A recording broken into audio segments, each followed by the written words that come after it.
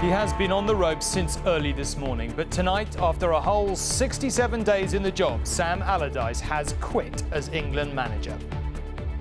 He admitted that that behaviour was foolish, it put his position in jeopardy, and we discussed it, and he decided to move on, and we support that.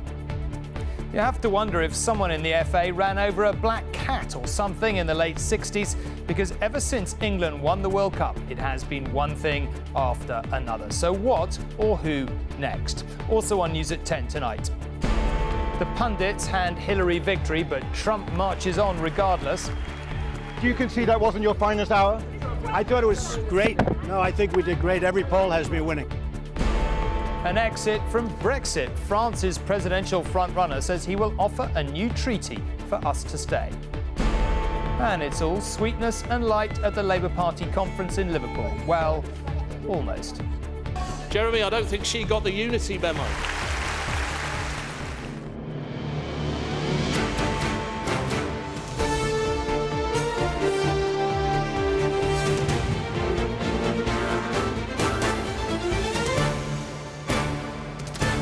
This is ITV News at 10 with Tom Bradby. Good evening. What is it with England football managers? They get what is supposed to be the most prestigious, if not necessarily the best, job in the English game, and then fairly quickly they do things they shouldn't. This evening, after 67 days as manager, Sam Allardyce is out. And why?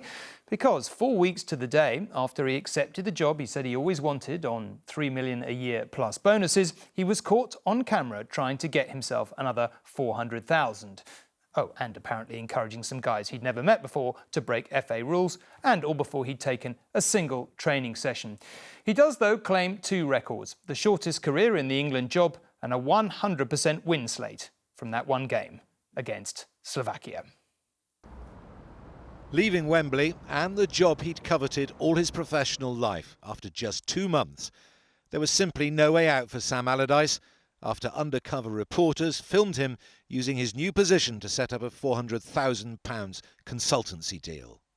The issue for us was one of an employee's behaviour and whether he could carry on as England manager having said some of the things he'd said on television. And he admitted that that behaviour was foolish, it put his position in jeopardy, and we discussed it, and he decided to move on, and we support that. The evidence is at times embarrassing, but it is damaging too, on one occasion giving his views on bending transfer rules laid down by the FA. It's not a problem. Yeah, I mean there are ways around that, as I understand it, or ways through that.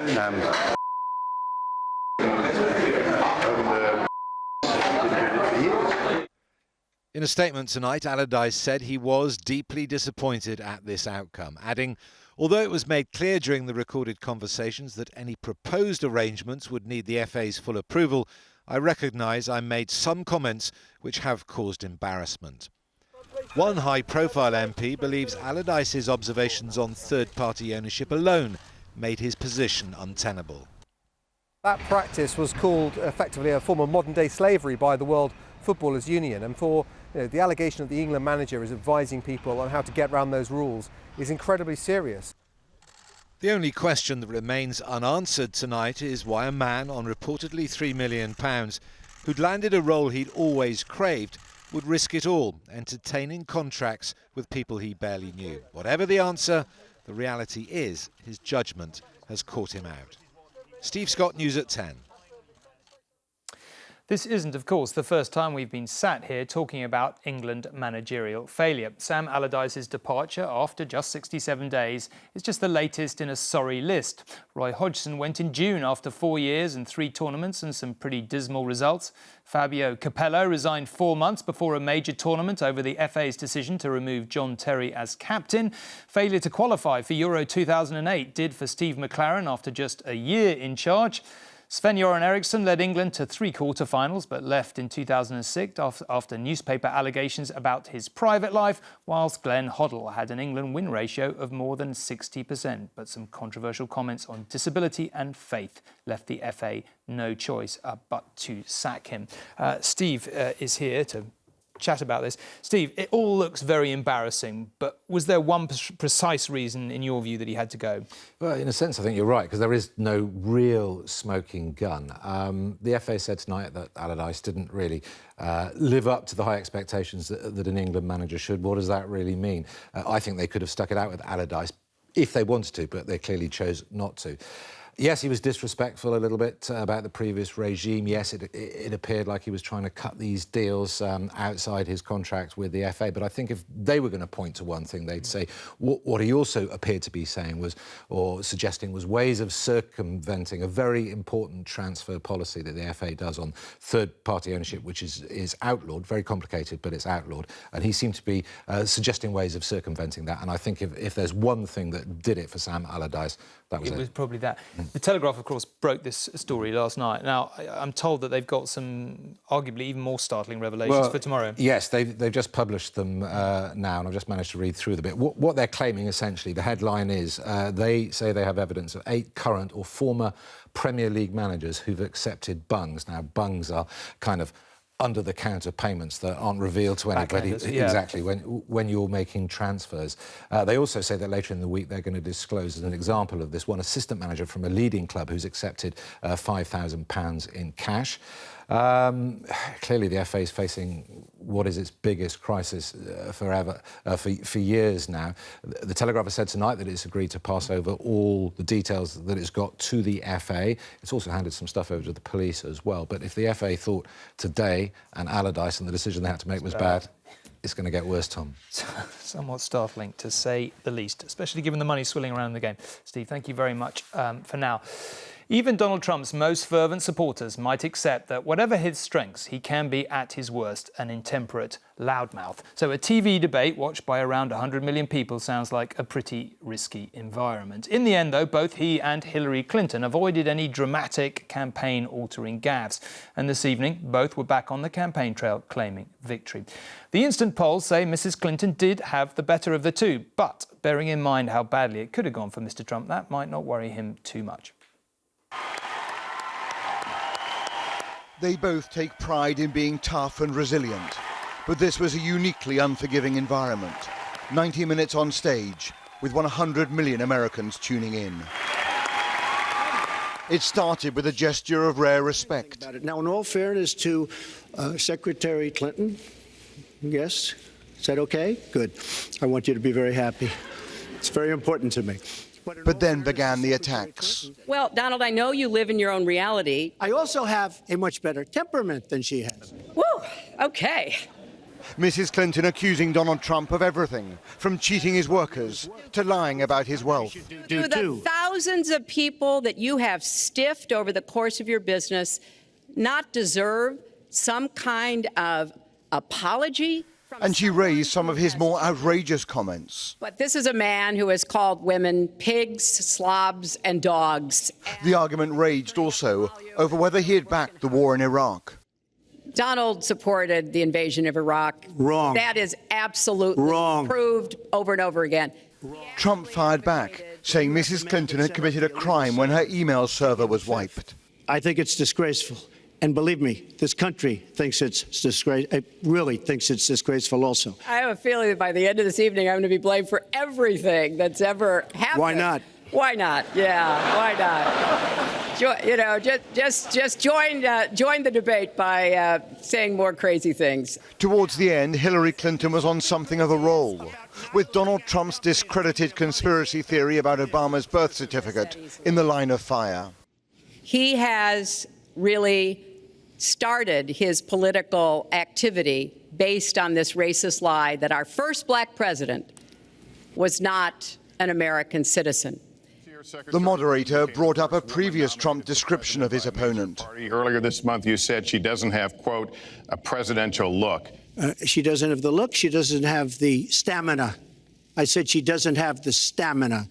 And Mrs. Clinton then responded to the criticism that in recent days she has barely been visible on the campaign trail.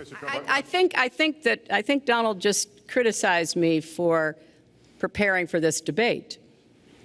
And yes, I did. And you know what else I prepared for? I prepared to be president. And I think that's a good thing. In fact, Trump was doing his own PR with us in the post-debate spin room. Do you feel you were dealt a fair hand in that debate? Yeah, I think it was a very fair debate. But the narrative has taken firm hold. This was a big setback for Trump. Do you concede that wasn't your finest hour?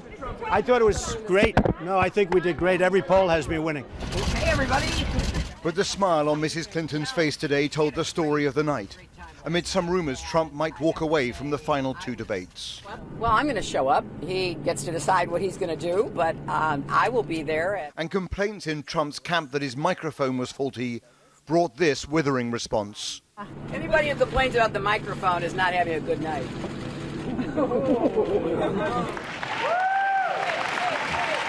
Both campaigns will now take stock and recalibrate, with 42 days and 2 more debates left before Election Day. Robert Moore, News at 10, on Long Island in New York. Well, riveting TV, if nothing else. But this election will, of course, be won or lost by the votes of millions of ordinary Americans. You may remember back in July, we travelled across the country for our series on the divided states of America. We visited cities in key battleground states to hear the views of an increasingly disgruntled electorate. Last night, as that debate took place, we revisited 2 of those places. Youngstown in Ohio, in America's industrial heartland, where white working-class voters have appeared to embrace Donald Trump, and Phoenix, Arizona, where Mr. Trump's anti-immigration rhetoric is pushing the large Hispanic community towards his Democratic rival. Good evening from Hofstra University in Hempstead, New York. I'm Lester Holt. I want to welcome you to the first presidential debate. The participants tonight are Donald Trump and Hillary Clinton. As a community, we need to see this. Most of the people, they don't even know who to vote for. Especially right now, as a president, they need to be accountable over their acts. This debate is sponsored by the Commission on Presidential Debates, a nonpartisan, nonprofit organization. I want to see Donald Trump bring out all his good points about what he's going to do for the country.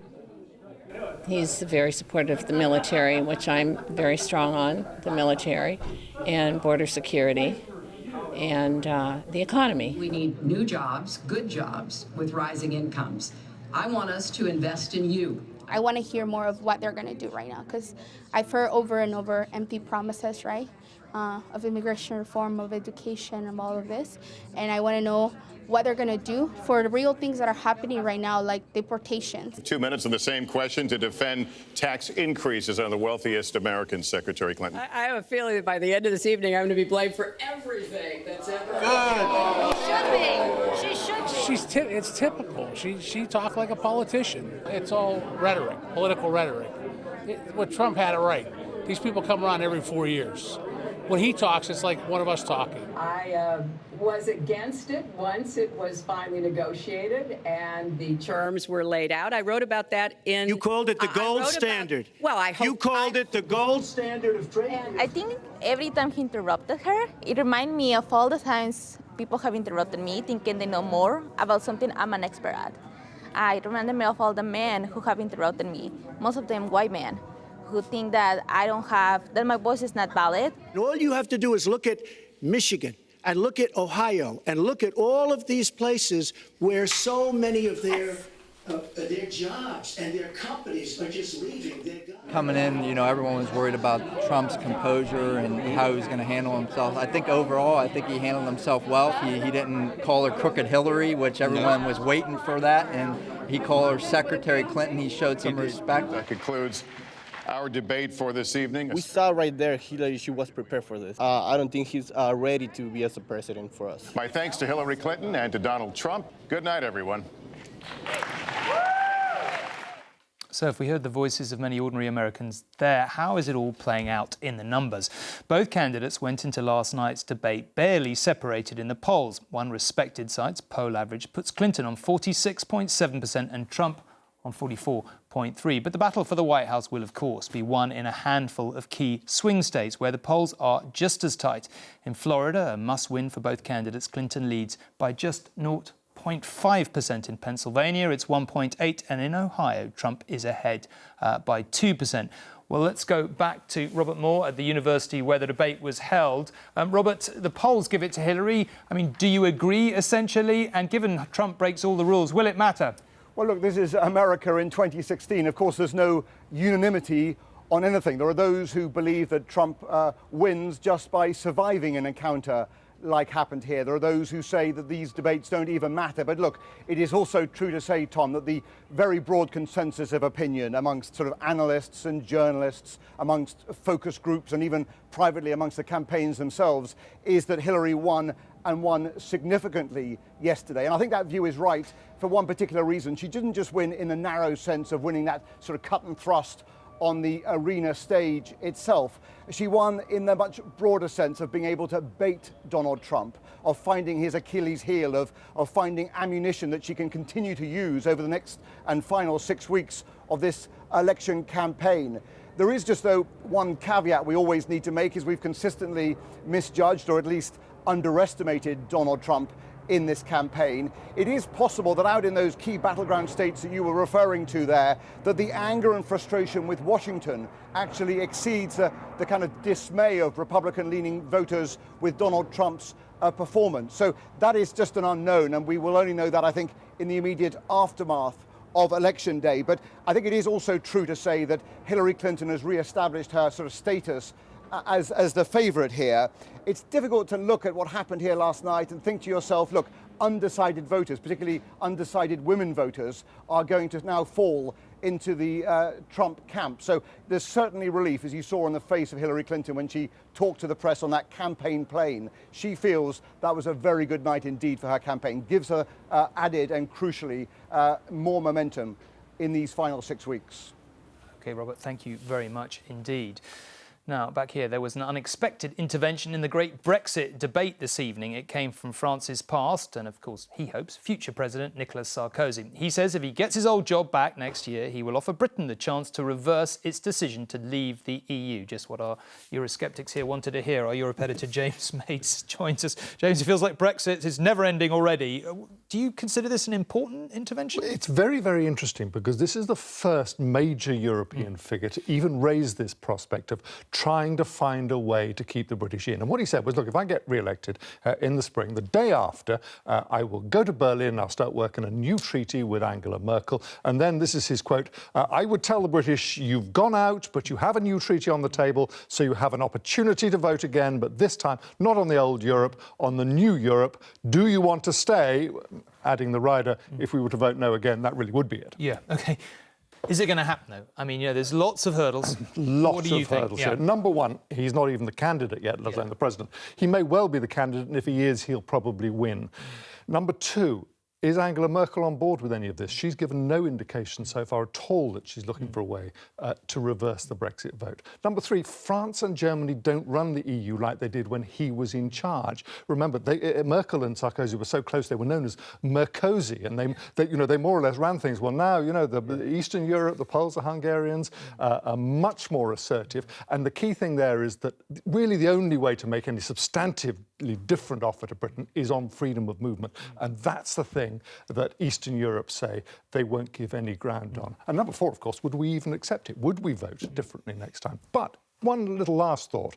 If he looks like he's going to win in May, is this another reason for Theresa May to bump back the Article 50 triggering process a little bit further, from January, February to, well, maybe April, May, see what may turn up? Interesting to say the least. OK, James, thank you very much indeed. Now, the long-talked-about babies with DNA from 3 people created to avoid inherited diseases are finally a reality. The first one is a 5-month-old boy now living in the United States, and now it has proved a success. The technique could be used in the UK once the right approval comes through, of course. This is the world's first baby to be born with DNA from 3 people. His mother carries faulty mitochondria, which led to the deaths of 2 of her previous children. This time she turned to this scientist in New York City to apply a cutting-edge fertility technique for the very first time. It's a revolutionary research. It took 20 years to make. This technique can help certain patients to avoid to have a baby, to have a fatal genetic disease. So this is, to me, is one of the very important parts. His team began with the mother's egg with its faulty mitochondria and removed its nuclear DNA. A donor egg from another woman with healthy mitochondria also had its nucleus removed and replaced by the mother's. That was then fertilised with the father's sperm and then implanted into the mother. Mitochondrial diseases are a range of conditions that can cause problems in almost any part of the body, from the eyes to the heart, muscles or brain. They're debilitating, sometimes fatal, and they affect around 1 in 5,000 people. Scientists at Newcastle University have developed their own technique to prevent mothers passing faulty genes onto their children. Their method is pending approval from the regulators before it can be used in clinics. Because these techniques are not allowed in the United States, the scientists behind today's announcement went to Mexico, where there are no rules. That's led to mixed feelings amongst many scientists. Part of me is cautious. I don't know enough information for me to be 100% certain that everything is as I would like it to be really celebrating. That lack of detail will raise many ethical and technical questions. Even so, this technique has now been proved in people, a firm step into a new world of genetic therapy. Alok Jha, News at 10. Now, you might have thought the days of banks going bust with all the attendant consequences for the rest of us were well and truly over, but it seems perhaps not. Deutsche is Germany's biggest bank, smaller than HSBC, but bigger than Barclays. Its share price has been falling and falling, which has left two questions above all tonight. Will it need a government bailout? And if it does, will the German Chancellor, Angela Merkel, actually agree to one? Our economics editor, Narina Hertz, is here. Narina, this is, a story that's been around, but I'm not sure we've reported on this programme. So what's actually been going on in Deutsche? OK, well, Deutsche Bank's had a bad year. For the first 8 months of this year, its share price fell by over 50% due to concerns about global economic slowdown and also about the impact of a low interest rate regime on its profits. Then in the past 2 weeks, we've seen its share price fall by an additional 20% off the back of news that it might have to pay a fine of up to $14 billion due to its mis-selling of mortgage-backed securities before the financial crisis in the United States. OK. Is it really conceivable that it's going to need a bailout? And if it is conceivable, in your view, is it plausible that the German Chancellor might actually not bail it out? Well, we're not at bailout territory yet. Firstly, the fine may not end up being $14 billion. It's a negotiation. Some insiders are saying it could be as low as $5 billion.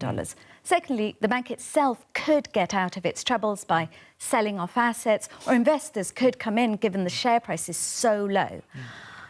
And if those didn't work, well, bondholders could be forced effectively to bail the bank out, as happened in Greece and Portugal.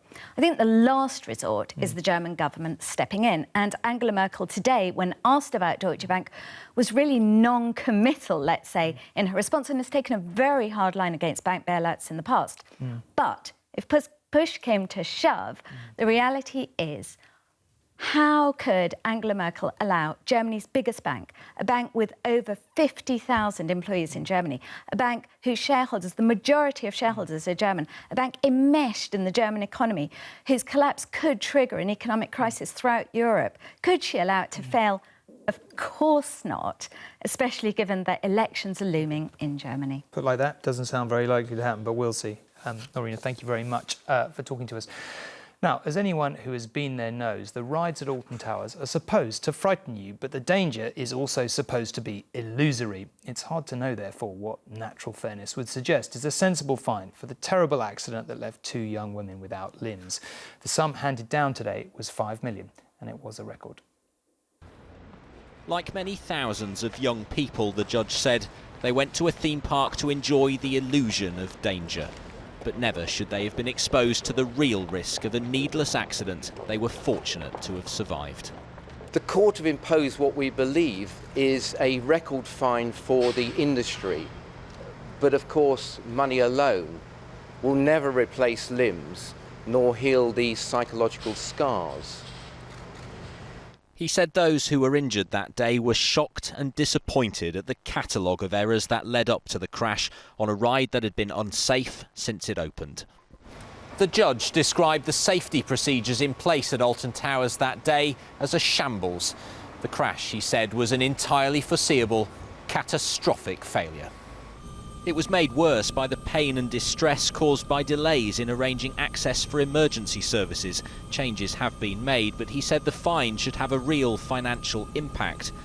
The owner, Merlin, says the crash has already cost it a £14 million drop in revenue. But last year, the company's pre-tax profits rose to £250 million. Today's fine of £5 million represents just 2% of its annual profit. Its chief executive stands to earn over £1 million in bonuses over the next 2 years, but today he apologised. The far bigger punishment for all of us is the knowledge that on this occasion we let people down with such devastating consequences. One of them was Chanda Chauhan, who suffered internal injuries. She said today's fine makes little difference to her. Justice has to be done, but for us, we're still sort of struggling on a day-to-day basis. This is really irrelevant to our own problems. But the judge said today was not about putting a price on the injuries suffered by the victims, whose futures have been irreversibly changed. Ben Chapman, News at 10, Stafford Crown Court. Labour's two tribes didn't quite go to war today, but the divisions were there right enough at the party conference, despite everyone talking about unity. London Mayor Sadiq Khan used his speech to call for the politics of power rather than that of protest. Hard to imagine who that was aimed at. You put that at the end of the instrument. Never too old to learn new skills. Like how to unite a warring Labour Party. In harmony. That wasn't much in harmony. Labour's London Mayor Sadiq Khan, not a Corbyn fan. Do you think Labour's got a winning leader? You said it was on the verge of extinction at the weekend. Prime Minister. Good to see you all. Enjoy the speech. It's only when Labour is in power that we get the chance to fix the problems that we care most about. Of course, conference. Labour is not in power in the place we can have the biggest impact in our country, in Parliament. Labour can do nothing, Sadiq Khan said, unless it's in power. It was basically a lecture to you that your policies aren't going to get Labour into power, wasn't it? How was that a lecture to me? It was a lecture to everybody that we have to come together to get in power. But many Labour MPs fear Corbyn is not reaching out beyond the party's dedicated supporters, and that would mean power is a very remote prospect. How can you produce policies that appeal to disillusioned Tories? Because without them, you won't get in power. There's a lot of people that voted Conservative in the last election and probably in previous elections who are very concerned about the housing crisis in Britain because their children can't afford to buy anywhere, can't get any council places and spend so much on private rented they can't save for a deposit. And what about that elusive party unity, which means giving MPs a say in who sits on the front bench? Would you personally like to see MPs with votes for the shadow cabinet? I didn't vote for it. I am open to the idea of it. I understand the argument behind it, but I also think the leader of the party must have the opportunity to form the general policy areas. So any chance of the party being able to function as an effective opposition? You're absolutely certain that by October the 10th, you will have a large enough shadow cabinet team and a large enough team behind them in the junior positions? We're filling the positions, but we're not announcing anything this week. It's all going to come later on. Do you think you will be able to develop a team of 80 or 90 then? We'll develop a team of the size that we need. And what about the contentious question of replacing Britain's nuclear weapons? We had a free vote in Parliament. That is the existing party policy. I cannot predict what will happen in the future, who will decide what they want to bring forward to conference. Doesn't sound as though it is settled for you. Back at conference, Corbyn's deputy didn't spot the promised outbreak of peace and love. In the past, Jeremy, I don't think she got the unity memo. The brothers embracing, but for how long? Robert Peston, News at 10 in Liverpool. That is just about it for tonight, except to say that Raghi Omar will be here shortly with On Assignment. On the programme tonight, the rise of extreme politics in Austria and how this man could become the first elected far-right leader in Europe since the Second World War. From Tanzania, dynamite fishing for tuna and the devastating consequences for the ecosystem of the ocean floor. And meet the Sito people from the Baltic Republic of Estonia. They are one of the last folk cultures in Europe, but they are struggling to survive because of the boom in modern media. Raghi will be here with that in a very short time. I'll be back in the same seat tomorrow, but for now, good night. Thank you very much indeed.